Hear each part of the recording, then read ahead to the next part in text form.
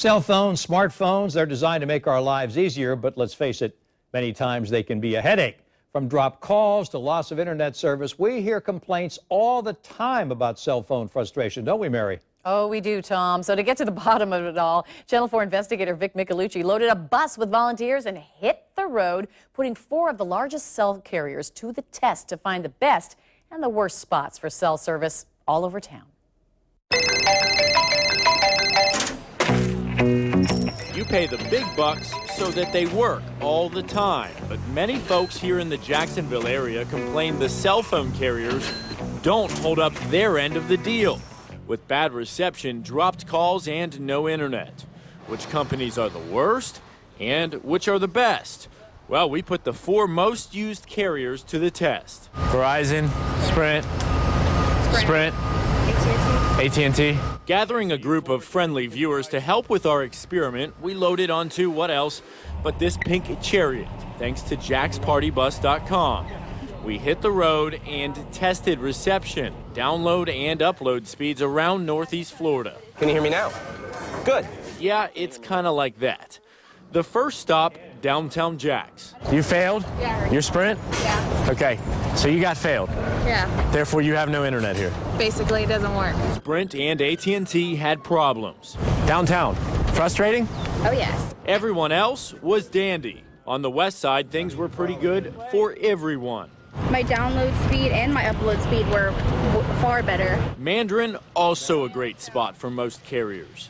My download speed increased 4-fold and my upload speed increased 5-fold. Mine went up dramatically.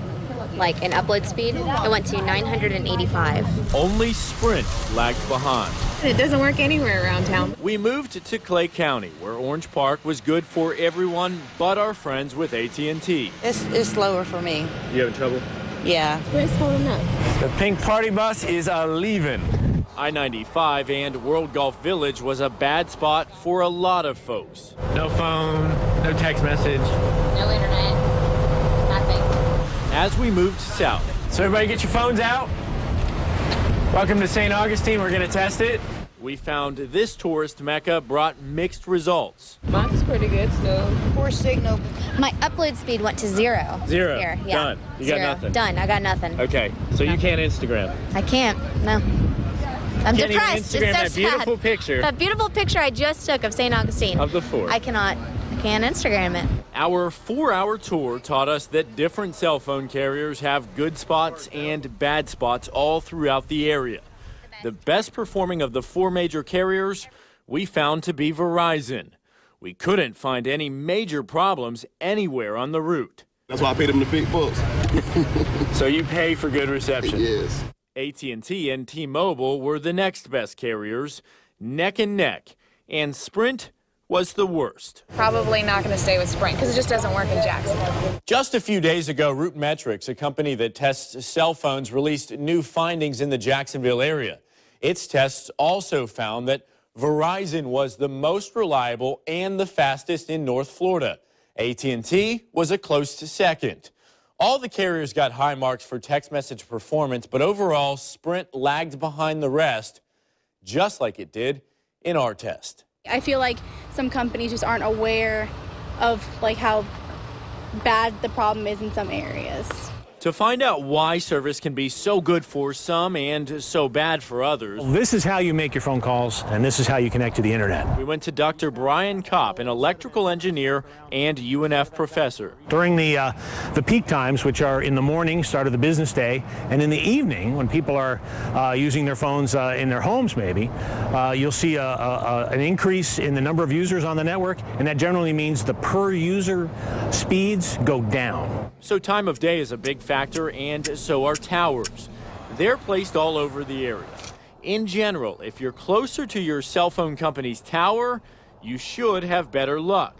There are also much smaller receivers on buildings that help boost your signal. If you're further away, if you're out in a rural location, you may only get the 2G, 3G service, which is definitely slower than the LTE's 4G service. So then why do we sometimes get no reception in the centers of the city? Well, Dr. Kopp says the carriers could be overloaded from too many people, or the signals can bounce off buildings and cancel each other out. We call it multipath, and it can rave havoc in some of these cell networks, particularly when you're moving. Responded to our not so great findings. She wrote me in an email saying, quote, Sprint is close to done with building our all new wireless network, and we have begun the next phase of deployment for Sprint Spark. Sprint Spark is an enhanced LTE service that's built for wireless broadband data and designed to deliver peak wireless speeds of 60 megabits today on capable devices, with the potential for speeds 3 times as fast by late next year. So she says there are good things to come for those who stick with her company. Reporting live on the North Bank, I'm Vic Micolucci, Channel 4, the local station. Vic, that wasn't your cell phone causing that little connection problem a minute ago, was it? Just kidding. I don't know what it was. I don't know. You tell me. How can you find out if we'll you're add close? that to the list of complaints. Okay. Put that one on there. How can you find out if you're close to a cell phone tower and if a carrier will work in your neighborhood? Well, the FCC does keep a registry of cell phone towers around you. You can find that online. But a lot of these carriers, they don't really want to talk about too many of their secrets. You can go to AT&T, Sprint, Verizon, T-Mobile, any of these carriers, and ask them, give them your address, and they'll let you know. But our expert, Dr. Brian Kopp from UNF, says it's best to check on your own. There are some independent websites like RootMetrics, like celldata.com, and we've linked to those on our website. You can actually type in your exact address and zoom into that area, and it should be able to tell you which cell phone carriers are the best and which are the worst there. It's something that I looked at, very interesting, and I highly recommend it because these people don't have a stake in any of the companies. They're just honest people looking out for us who are buying cell phones. Well, that's a much better idea. Good idea. Thank you, Vic.